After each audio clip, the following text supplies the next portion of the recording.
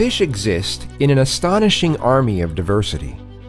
From killer sharks to strange glowing monstrosities, few things fill us with wonder like the sheer incredibleness of our ocean's inhabitants.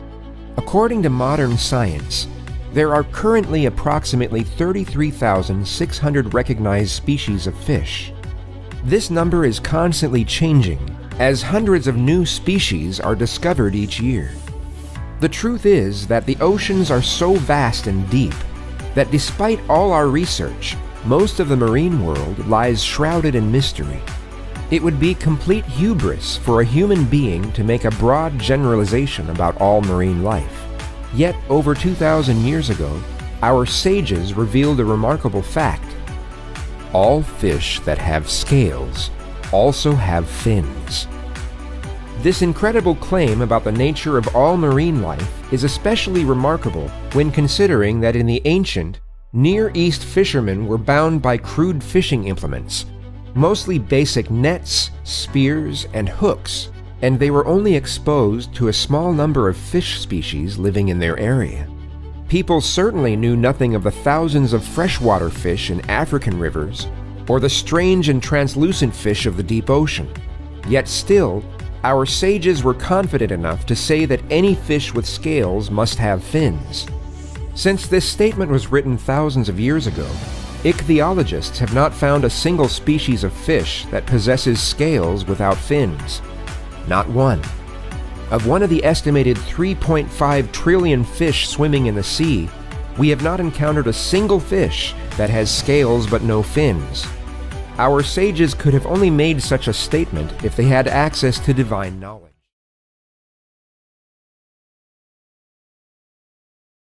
The night sky glimmers with stars. But how many stars are there in the universe?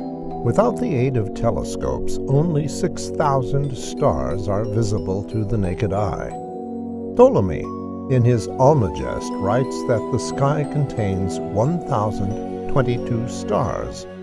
This was the standard number, accepted by the Greeks and adopted by Arab scholars. This number was later updated by the astronomer Tycho Brahe in 1598, who reduced the number to 965 stars. This was later changed by Johannes Hevelius in 1687, who wrote in his Catalogus Stellarum Fixarum that the sky contained 1,564 stars. All of these scholars are obviously wrong. There are trillions and trillions of stars in the night sky. This fact was utterly unknown to mankind until the advent of the modern telescope. Yet remarkably, this reality is recorded explicitly by our sages.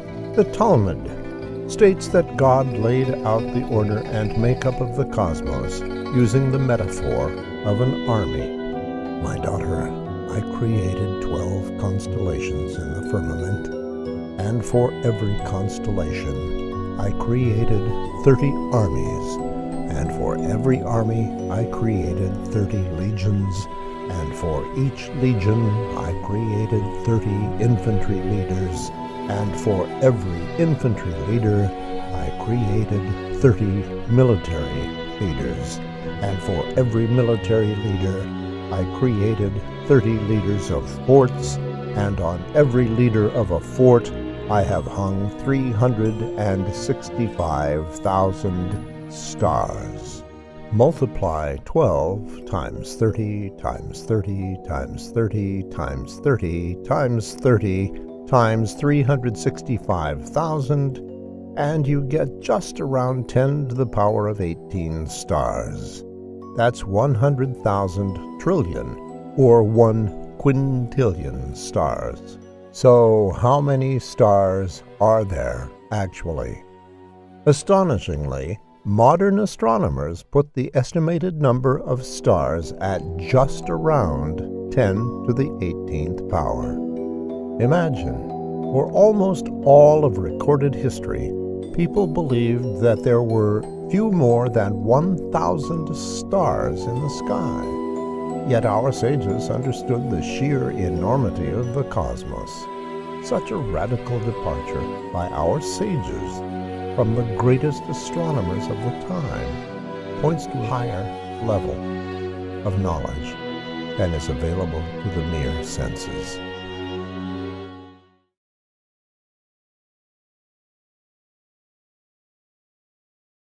When standing on any spot on Earth, our planet appears to the naked eye like a flat plane that extends in all directions. Intuitively, the world feels flat, and for much of humanity's history, we had no idea that we were living on a globe. Most ancient cultures ascribed to a flat Earth cosmography, and this was the accepted model of the Greeks until the classical period. Most other civilizations, including China and India, clung to the concept of a flat Earth until much later. According to Egyptian and Mesopotamian cosmological thought, the world was a massive disk floating in the ocean. Hindu mythology believes that the world is supported on the backs of 7 massive elephants who stand on the shell of an enormous tortoise. Obviously, this is all foolish. Amazingly, long before civilizations had any inkling of the actual shape of the world, our sages correctly understood the spherical nature of the world. The Zohar brings an ancient tradition which states unambiguously, "The whole world revolves in a little circle like a ball. Some are on top and some are on the bottom, and the people in different places have different appearances from each other due to environmental differences." Such a knowledge, so far ahead of most of the civilized world, points to a higher source of understanding.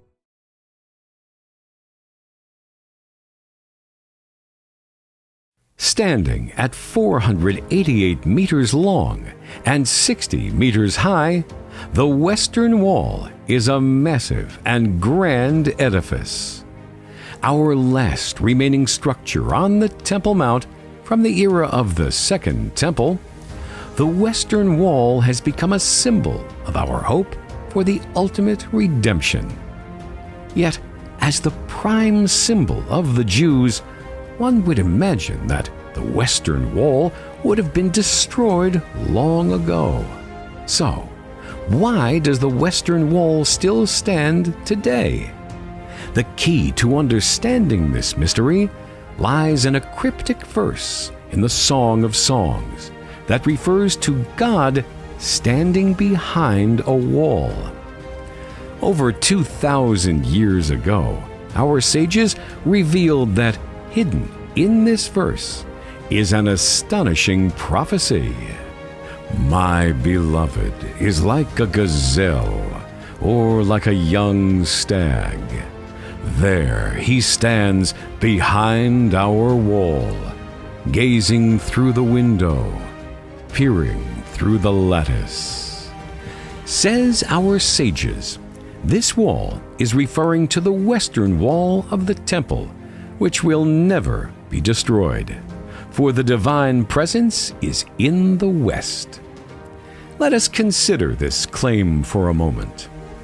During its long history, Jerusalem has been attacked 52 times by invading armies, captured 44 times, and destroyed twice. It was ravaged by the Arab Caliphate in 638 CE, then again in 1071 by Turkish warlords, then again in 1098 by the Vizier el-Afdal. During the Crusades, Jerusalem was captured by the Christian Empire, only to return to Muslim hands by Saladin in 1187. This sort of besiegement and conquest over Jerusalem continued mostly unabated for hundreds of years, until the Ottoman Empire, led by Suleiman the Magnificent, decisively captured Jerusalem in 1517. Many of these conquests involved razing significant portions of Jerusalem to the ground. Yet, through all this, the Western Wall remained untouched. The Western Wall stands at the center of one of the most contested areas in human civilization, a symbol of the most hated people in history. Yet, it has stood proudly for thousands of years, a testament to God's promise not to abandon His nation. How could a mortal man confidently declare that the Western Wall will stand forever? What person would gamble on the Western Wall surviving dozens of sieges and armies? It is obvious that a divine force is at work.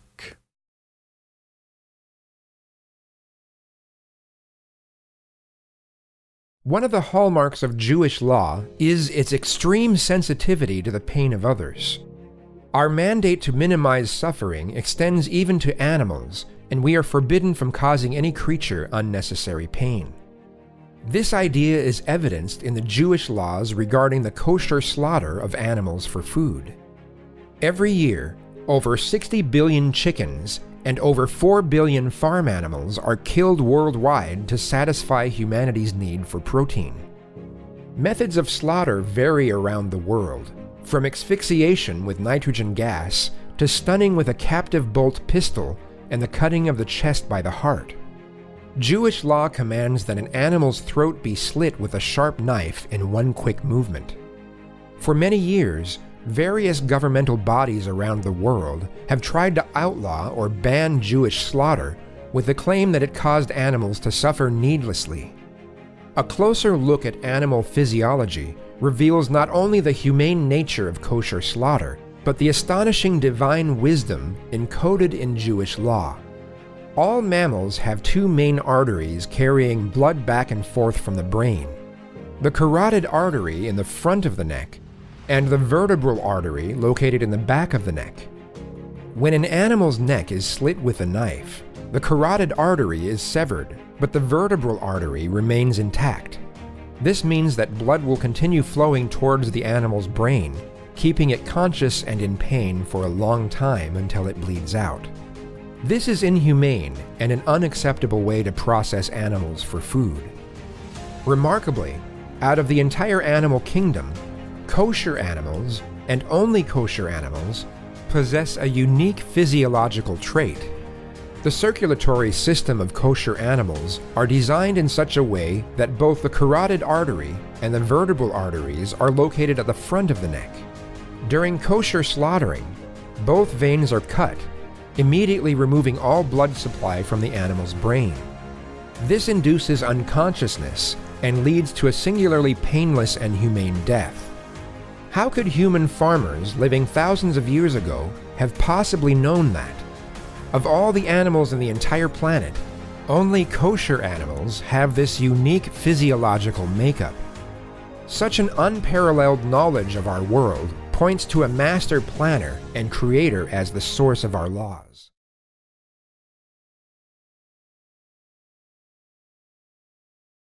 The story of the Jews is one of the most astonishing and improbable tales ever told. The survival of the Jews from ancient times until today defies all historical precedent. When our nation was young, we were a small kingdom with vastly different values and beliefs than our surrounding neighbors. In a world that believed in a wild and corrupt pantheon of God, each nation clinging to their patron deity, the Jews were the first to introduce the concept of the one supreme God of all creation. This idea was so revolutionary. God was not a corporal, vindictive tyrant. Instead, He is the benevolent, omnipresent source of all reality who had created this world to bestow goodness onto humanity. With this truth, the Jews brought a moral code of law that is without parallel in any other civilization in history. We were different and outcast to the rest of the world, yet we still clung to our faith. Then, with the destruction of the temple, we were sent into exile. Every other nation in history that has lost their homeland has eventually disappeared, their remnant only visible inside the forgotten books of history. But the Jews persevered despite the exile. We survived the Babylonian exile, where the king Nebuchadnezzar tried to force us to bow to his idols. We survived the genocidal attempts of the Amalekites to wipe us from the face of the earth during the Persian exile. We survived when, 2,000 years ago, the Romans carted all our men off to be sold as slaves or killed for sport in the gladiator ring. Not only did we survive, we flourished. After the Romans razed the Second Temple to the ground, the Jews spread across the world, establishing communities in Europe, China, and the Arabian Peninsula. We flourished wherever we landed, yet we never assimilated. We remained distinct, and despite intense persecution, never compromised our divine mandate. Our unique role angered those around us, and the Jews had to endure punishing crusades, inquisitions, and discrimination by Christians and Muslims alike. Throughout history, Jews have been barred from most businesses, forbidden from owning land, and subject to oppressive taxation. In Europe, this simmering cauldron of anti-Semitism eventually bubbled over into the darkest period of human history, the Holocaust. From 1939 to 1945, Jews across Europe were hunted, tortured, and killed by the millions, all while the world watched silently. Families tried to flee, but the world closed its borders, condemning millions of Jews to die at the hands of the Nazis. But against all the odds, the Jewish nation survived. We rebuilt our homeland and established strong communities around the world. Whether it's a Yemenite Jew who survived 40 generations of mistreatment by his neighbors, or a Polish Jew whose ancestors died rather than kissing the cross, we survived. There is no natural explanation for the survival of the Jews. It is a singular event in history and defies all attempts at naturalistic explanations. There is only one reasonable explanation. God promised Abraham that he would establish an eternal covenant with his descendants.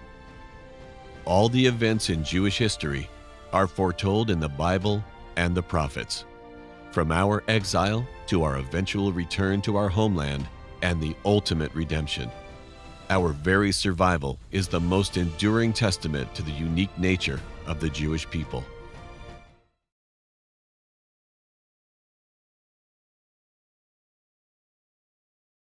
Truth is elusive and precious. Over the millennia, many religions have risen up claiming to be the guardians of ultimate truth.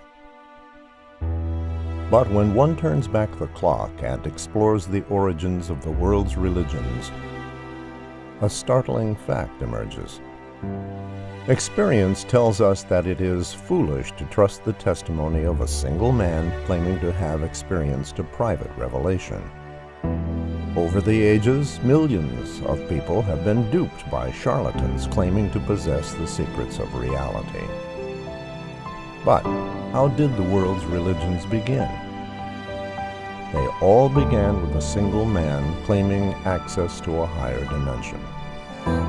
Islam has 1.6 billion followers. Yet Islam began with a single illiterate man claiming to have ascended to heaven and experienced a divine revelation. Christianity has an astonishing 2.2 billion adherents, but it also is founded on the testimony of a tiny number of people. Buddhism, too, began with a single man who claimed to have found the truth. No religion claims that God revealed himself to an entire nation except Judaism. How is it possible that of the thousands of religions that ever existed, not a single one claims that God publicly revealed himself? The answer is that while the human mind is capable of being fooled, a lie of such proportions is impossible to fabricate. It is simply impossible to fool an entire nation into believing that they experienced a divine encounter. The Bible tells us that God appeared at Mount Sinai in front of the entire Jewish nation. Over 2 million people witnessed Moses speaking directly with God.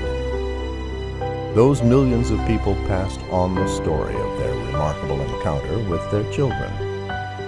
Those children grew old and passed on the tradition to their children. And those children passed on the story to their children until today. This ironclad chain of transmission has continued uninterrupted for 3,300 years. You are the next link in this chain. This is the remarkable heritage of every Jew.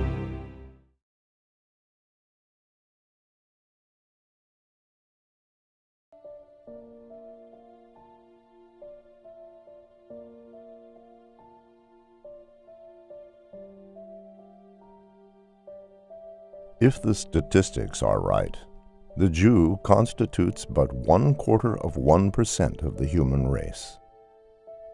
It suggests a nebulous puff of stardust, lost in the blaze of the Milky Way. Properly, the Jew ought hardly to be heard of. But he is heard of, has always been heard of. He is as prominent on the planet as any other people, and his importance is extravagantly out of proportion to the smallness of his bulk. His contributions to the world's list of great names in literature, science, art, music, finance, medicine, and abstruse learning are also very out of proportion to the weakness of his numbers. He has made a marvelous fight in this world in all ages, and has done it with his hands tied behind him. He could be vain of himself and be excused for it. The Egyptians, the Babylonians, and the Persians rose, filled the planet with sound and splendor, then faded to dream stuff and passed away. The Greeks and Romans followed and made a vast noise, and they were gone. Other people have sprung up and held their torch high for a time, but it burned out, and they sit in twilight now, and have vanished. The Jew saw them all, survived them all, and is now what he always was, exhibiting no decadence, no infirmities of age, no weakening of his parts, no slowing of his energies, no dulling of his alert but aggressive mind. All things are mortal but the Jews. All other forces pass, but he remains. What is the secret of his immortality?